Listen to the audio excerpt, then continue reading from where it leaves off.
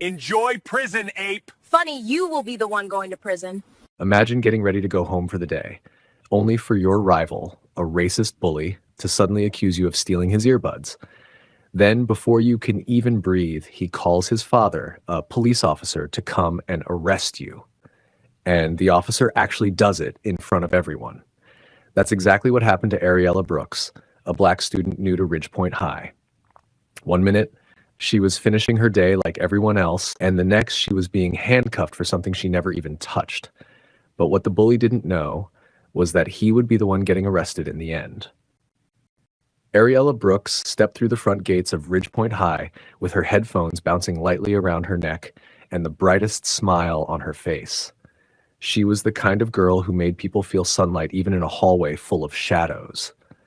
Some stared because she was new. Some stared because she was black.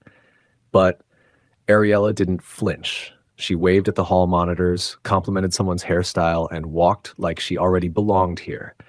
Some students noticed her confidence immediately. Others whispered ugly things under their breath, and even one teacher looked her up and down like she had already caused trouble just by standing there. Ariella didn't let any of it break her mood. Her laugh carried from one hallway to another, and somehow, by lunchtime on her very first day, she already had 3 girls asking to sit with her and 2 boys asking how she liked the school so far. By the end of the week, Ariella joined the debate club, volunteered at the student garden, and helped a freshman find his English class. Her lively energy made people gravitate toward her, and soon students began joking that she should run the school herself. The idea became serious fast. Posters appeared with her name, friends printed flyers, and suddenly Ariella was running for student body president. That's when the mood shifted. Because the school's most popular boy, Brandon Vale, was running for president too. Brandon had ruled the student council for 2 years, not with kindness, but fear. He was the type who smiled at teachers, shook hands with parents, and then whispered cruel names in the hall when nobody was looking. With Ariella rising so fast, his confident smirk faded. He cornered her behind the auditorium one afternoon, voice low and threatening. "Drop out," he said, eyes sharp like broken glass. "You don't belong in this race. People like you never win here. Save yourself the embarrassment." Ariella didn't blink. "I'm not dropping anything," she replied calmly. "If I'm running to win." Brandon leaned closer, whispering so only she could hear. "Then expect consequences." From that moment, the bullying began. Quiet threats, racist comments disguised as jokes, rumors spreading like wildfire. Ariella held her head high through all of it, refusing to back down. But when his intimidation failed, Brandon's expression shifted into something darker, calculating. The cafeteria buzzed with the usual lunchtime noise, trays clattering and voices overlapping like distant music. Ariella sat alone at a corner table near the windows, enjoying a quiet moment with her sandwich. She had spent the morning handing out campaign flyers, laughing with classmates, and answering questions about why she wanted to be president. Her energy was warm, her posture relaxed. Nothing about her suggested she had enemies. Then Brandon walked in. His Letterman jacket hung casually over one shoulder, earbuds wrapped carefully in his hand. His friends watched from across the room as he deliberately chose a seat at the table directly beside Ariella. He dropped the earbuds on the table with a dramatic flick of his wrist, close enough that they almost touched her lunch tray. "Don't even try to touch those," Brandon announced loudly, eyes fixed on Ariella. "I know what you're thinking. People like you love taking things that don't belong to you." Heads turned instantly. 2 tables went silent. A few students exchanged glances, trying to understand what was happening. Ariella didn't react at all. She continued eating, refusing to feed the performance. Her silence made the scene feel even heavier, as if her calm exposed how ridiculous his accusation was. Brandon sat there only long enough for the attention to spread. He made a show of tightening the volume setting on his phone, then smirked at her. Then he stood up and walked out of the cafeteria, laughing with 2 seniors near the door.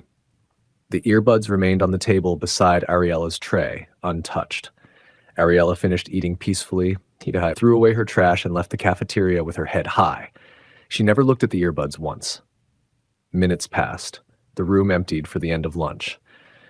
The janitor wiped tables and stacked trays. The doors swung open again. Brandon returned alone, scanning the room quickly.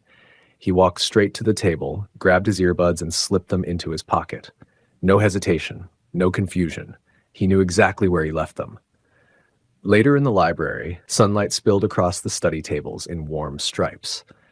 Ariella sat near a shelf of poetry books, completely immersed in reading notes for her campaign speech. She smiled to herself, unaware she was being watched. At the far corner, Brandon lurked behind a row of computers, eyes locked on her backpack. When Ariella stood to use the restroom, leaving her bag resting beside her chair, Brandon moved. In seconds, he crossed the floor, unzipped her backpack, and slid the earbuds inside. Then he zipped it back, walked away calmly, and disappeared through the shelves like nothing had happened. The trap was set. When the bell rang for the end of the library period, students gathered their things quietly. Ariella closed her notebook, stretched her arms, and prepared to head to her next class. She had no idea the next few minutes would change everything.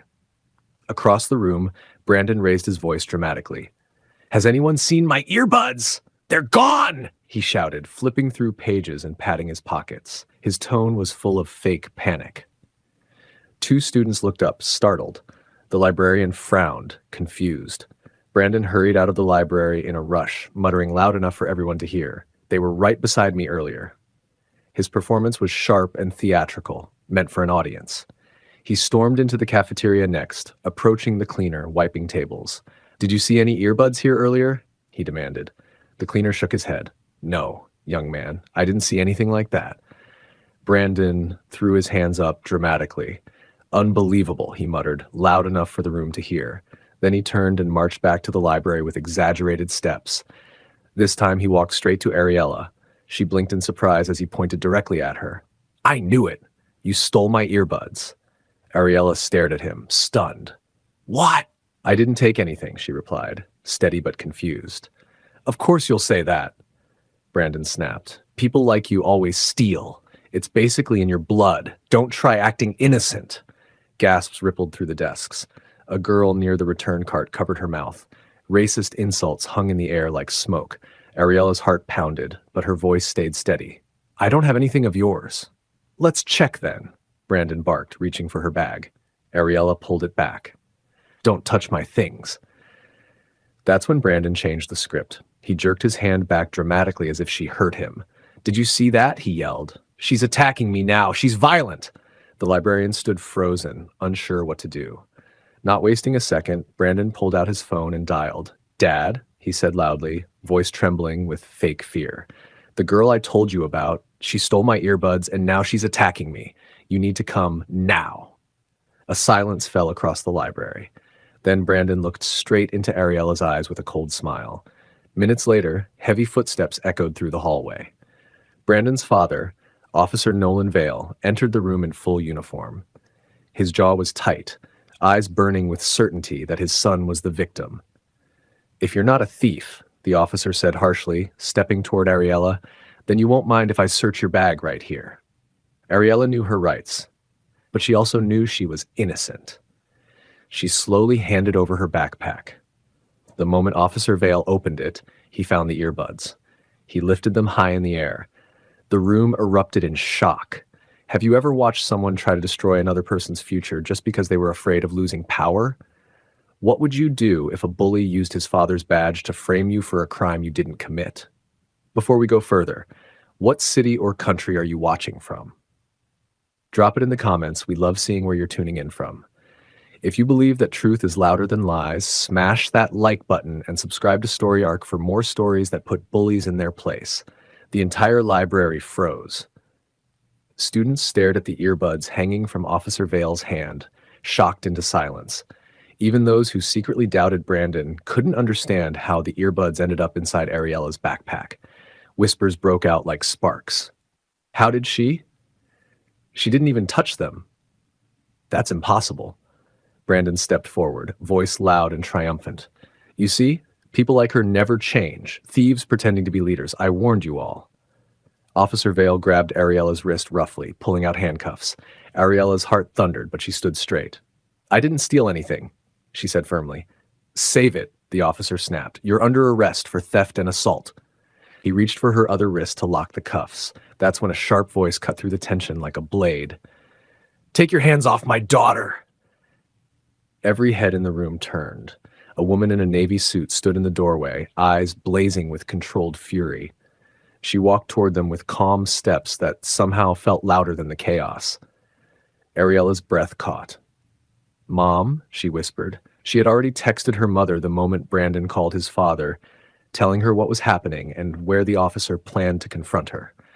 The woman stepped between the officer and Ariella, badge hanging from a lanyard around her neck. "I am Judge Seraphine Brooks, United States Federal Court," she announced, "and you will not arrest my child based on an accusation without evidence." Officer Vale blinked, rattled. "Ma'am, the earbuds were found in her bag. And I presume," Judge Brooks interrupted, "you have reviewed the security footage showing her taking them?"